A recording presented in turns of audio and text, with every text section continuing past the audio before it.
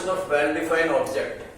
Here well-defined word is important. Set is a collection of well-defined object. Let A equal to all player of Indian cricket team. So here 16 members fixed, 11 plus 5. 11 are players and 5 extra. Everywhere, every state, answer remains same. So it is a set. But another set, take all the best players of Indian cricket teams. Here best players, यहाँ जो लिखा है best player, इसके हिसाब से हर बार अलग अलग answer आएगा.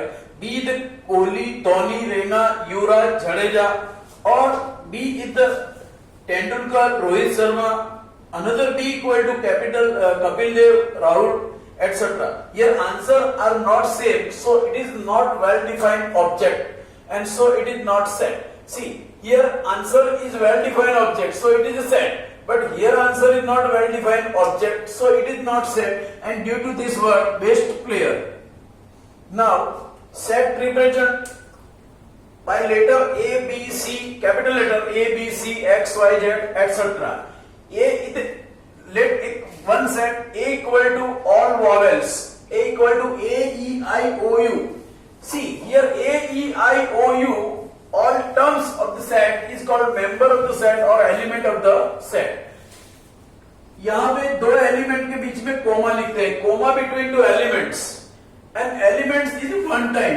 कोई भी एलिमेंट है उसको एक टाइम ही लिखना है. एक एलिमेंट को एक से ज्यादा बार नहीं लिखना है. एक दूसरा एलिमेंट एक दूसरा सेट लेते हैं. B equal to all letters of institute. यहाँ पर अब देखेंगे तो आई दो बार आता है. इधर आई आता है, इधर भी एक आई आता है. यहाँ पर दो बार आई आता है, दो बार टी भी आता है. टी यहाँ पर भी आता है, यहाँ पर भी आता है.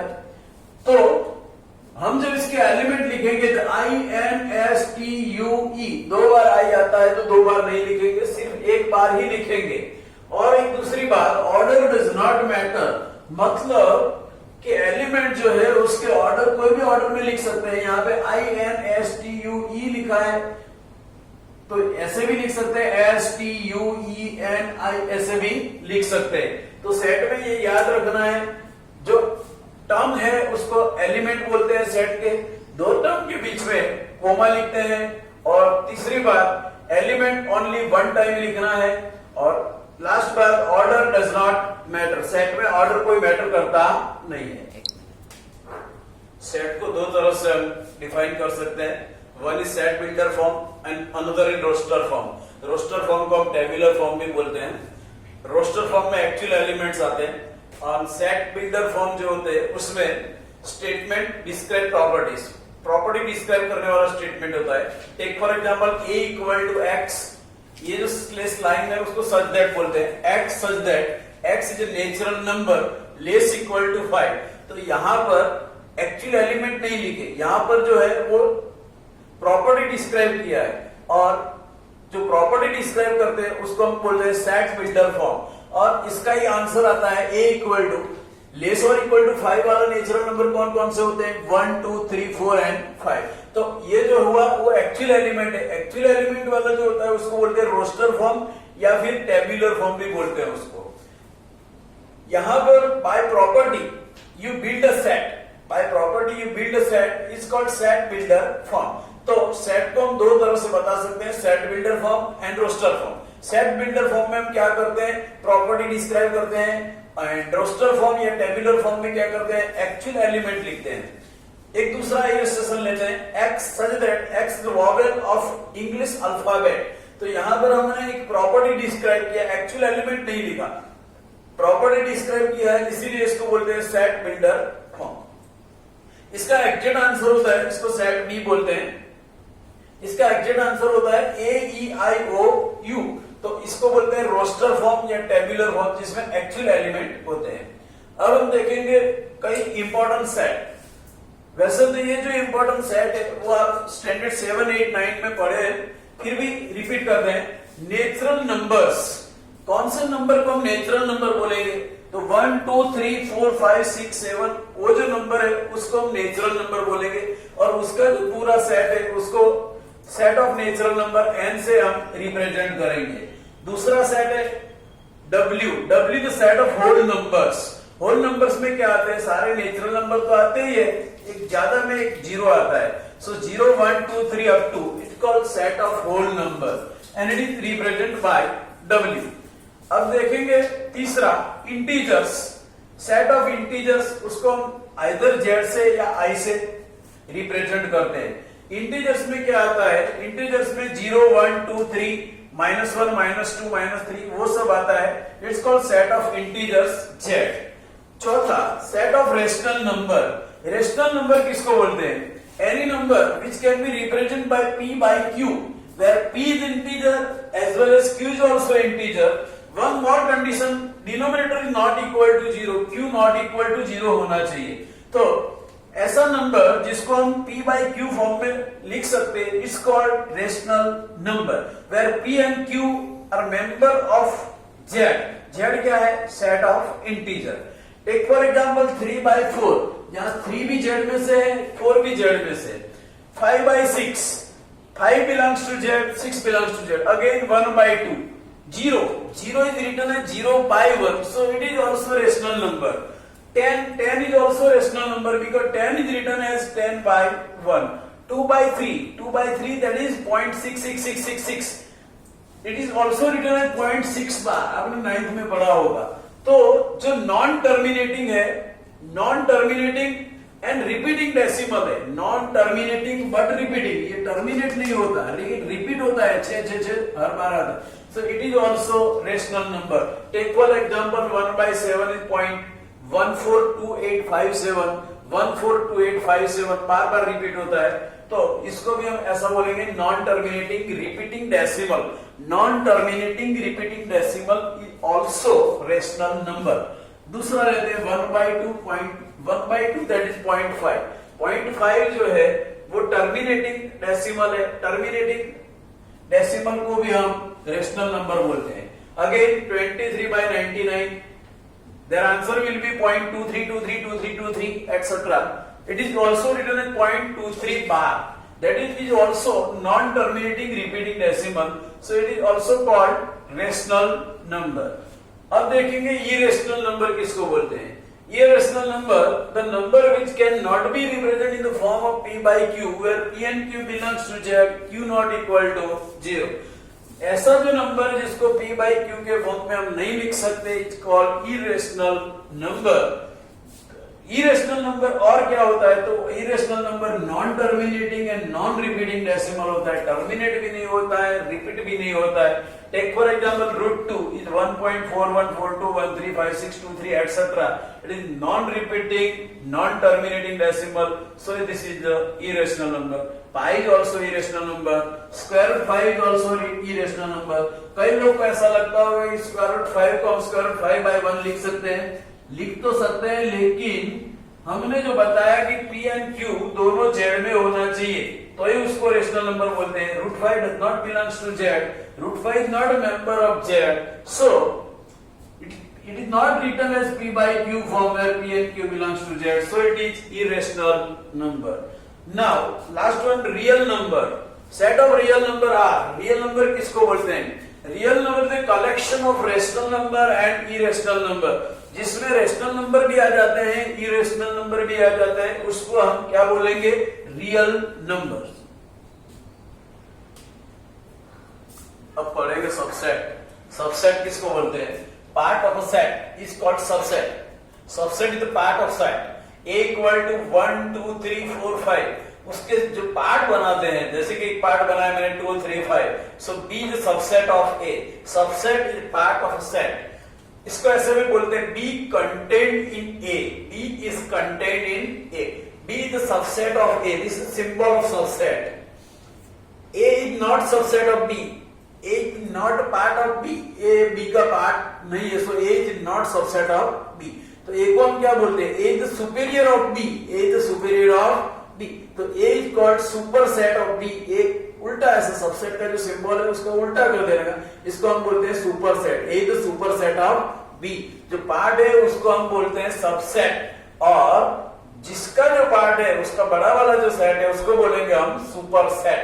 Superset of B, A is the superset of B and B the part of A, B is contained in A, ऐसे भी बोल सकते हैं।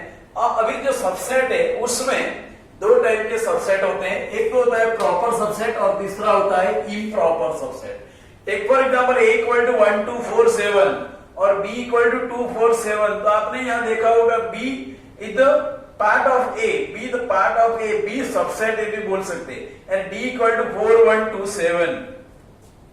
यहां पर a नॉट सबसेट भी है, सुपरसेट ऑफ b जो हमने पहले थोड़ी देर पहले ही पढ़ा है। b is properly subset of a, b is properly subset of a। लेकिन यहां पर जो d है, d इज द सबसेट और इक्वल टू a ऐसा बोल सकते हैं। d और a दोनों इक्वल है, d और a दोनों इक्वल, तो इसको हम बोलेंगे d इज द सबसेट और equal to a। d is a subset or equal to a, then d is called improper subset of a। जो सबसेट और इक्वल टू है उसको हम बोलेंगे improper subset of a। अब हम देखेंगे प्रॉपर और इम्प्रॉपर सबसेट हमने देख लिया। इम्प्रॉपर में जो सेट है उसका एग्जैक्ट उतना ही सेट दूसरा पार्ट बनाते हैं तो इसको हम बोलेंगे इम्प्रॉपर, और उससे जो छोटे वाले बनाते हैं पार्ट, जो सेट है उससे कम वाले जो पार्ट बनाते हैं इसको प्रॉपर बोलते हैं, और ऑब्जेक्ट उतना ही पार्ट बनाते हैं जितना सेट दिया है उतना ही पार्ट बनाते हैं तो उसको बोलते हैं इम्प्रॉपर सबसेट। ओके, दूसरा वर्ड है finite set and infinite set. Finite set किसको बोलते हैं? a equal to 1 2 4 6 10, here elements are countable. Elements अगर काउंटेबल है then it is called finite set. जो सेट के एलिमेंट्स काउंटेबल है उसको हम फाइनाइट सेट बोलते हैं। यहां एक दूसरा सेट लिया n equal to 1 2 3 up to, तो here elements are uncountable, elements को हम काउंट नहीं कर सकते, so it is called infinite set. जो सेट के एलिमेंट्स को काउंट कर सकते हैं उसको फाइनाइट सेट बोलते हैं, और जो सेट के एलिमेंट्स को काउंट नहीं कर सकते it is called infinite set. ये वाला है जो है उसमें 1 2 3 4 अप टू 1 0 0 0 0 कुछ भी है, लेकिन वो फाइनाइट सेट बोल सकते हैं क्योंकि यहाँ upper limit and lower limit and upper limit दोनों एग्जिस्ट है। जो सेट है उसके lower limit and upper limit दोनों एग्जिस्ट होते हैं उसको भी हम फाइनाइट सेट बोलते हैं। अब आगे बढ़ेंगे हम नल सेट।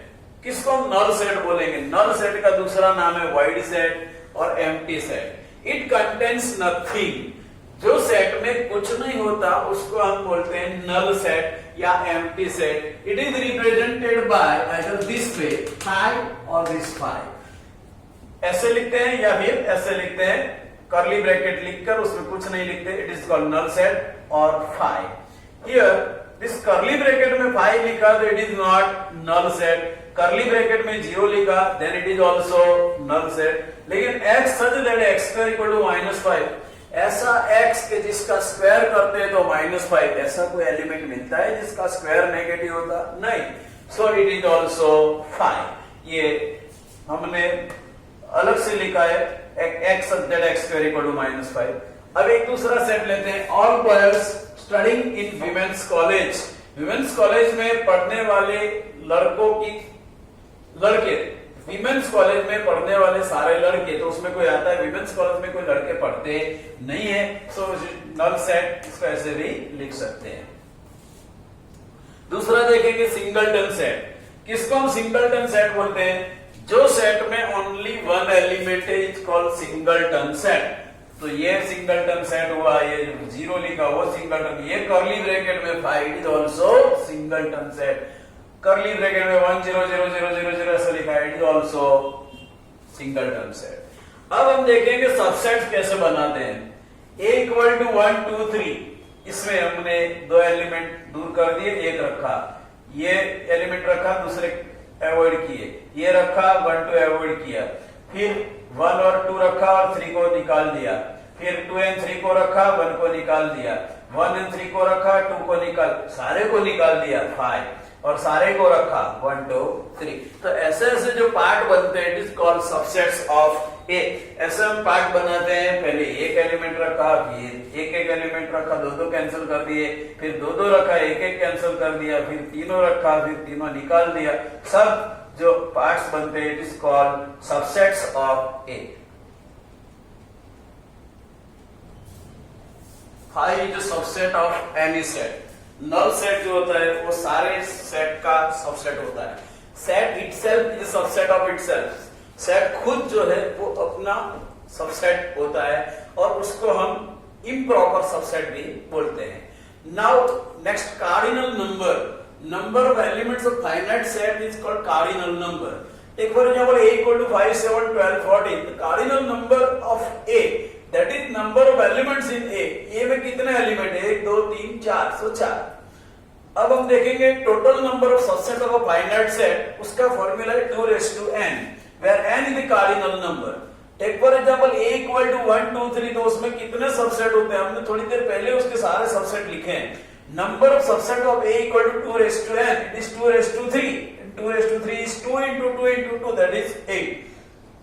लेकिन अगर आपको कोई ऐसा क्वेश्चन पूछे, total number of non empty subsets, non empty subset लिखने हैं तो उसमें से एक निकाल देना है 2 raised to n में से. क्यों एक निकाल देना है? क्योंकि एक नल सेट तो सबसेट होता ही है, वो निकाल देना है. So answer will be 2 raised to 3 minus 1, that is 8 minus 1, and that is 7.